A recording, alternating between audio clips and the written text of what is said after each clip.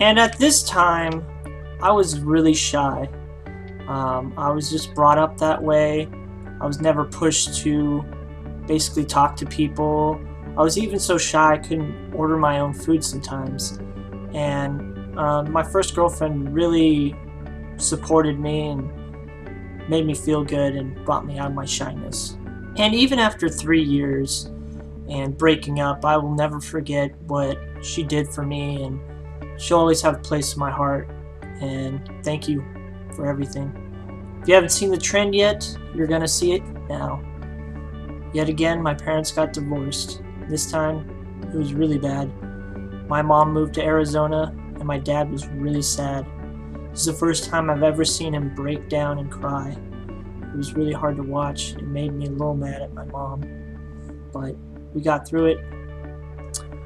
And then my mom came back and got back together with my dad, and they decided to get remarried again. I think this is the third time, I'm gonna say.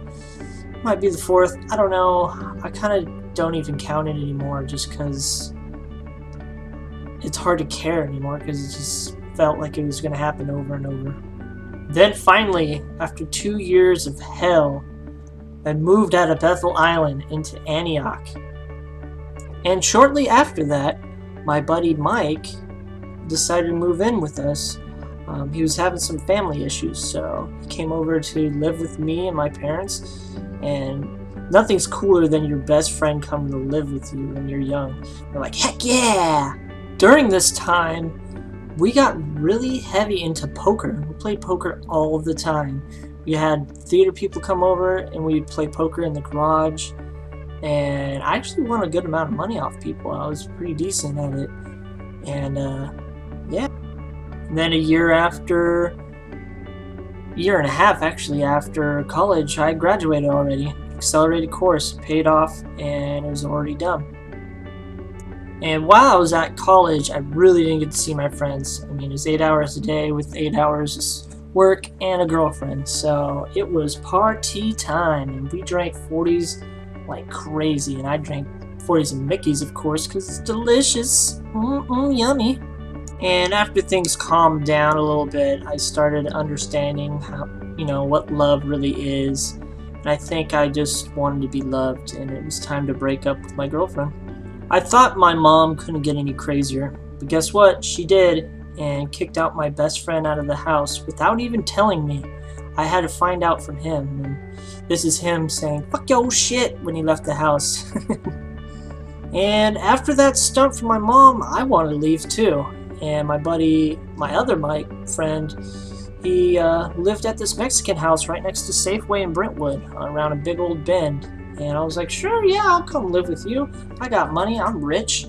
And so I moved over there, and we had some really great times. I mean, I remember us going to the Safeway store, buying a 30-pack, running across the street with it, and just drinking all night. And while this was happening, I had a secret girlfriend. She worked at Regal. I was a manager. She was floor staff, and that's why it was secret. But we had a lot of good times. I'm glad that we did. After breaking up with my girlfriend, well, my second girlfriend, I remember hanging out with Kelly and Jessica, and we used to hop pools. We would just go to random pool areas, jump over the slick fences with spikes just to get into the pool and just mess around. We had some really good times. And one of the biggest changes in my life came upon. I think my parents got divorced and remarried again, which wasn't too big of a deal. But then my whole family, including them, decided to move to North Carolina. And they did ask me to go, but why would I want to go to North Carolina?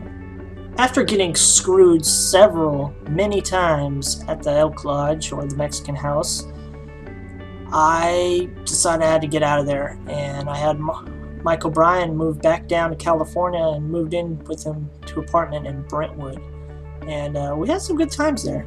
Then after many years at working at Regal, I finally got an opportunity to get promoted to a first assistant position. I could have gone to Long Beach or Hacienda. Well, Hacienda was close to my friends, so I decided to go there instead. And boy, it was a giant theater. and it still is. It's one of the top 3 grossing theaters in the nation, and I did a lot of things there. And because I worked so many hours at the theater and that the commute was so long, I decided to move to San Ramon. That way I can improve the quality of my work and really do a good job. Before I knew it, I was going nowhere, and I was sad and lonely, and I just couldn't do it anymore. So I decided to move back to Oakley and work at Target and start a whole new life for me. Little did I know that Target would end up firing me a day before my 90 days for working too much.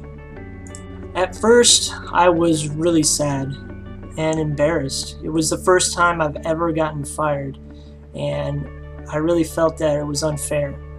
So I started hiking, I started working out, started making videos, and really getting my life together. And I realized that I don't have to work at a movie theater. I can maybe do something I want to do. And so I started doing a YouTube thing and making videos, and I enjoyed all of it. But now, what do I do? What comes next? I don't have the answers. But what I do know is that I have some really great friends and great family, great life, and I'm going to keep doing what I do, and hopefully things will work out.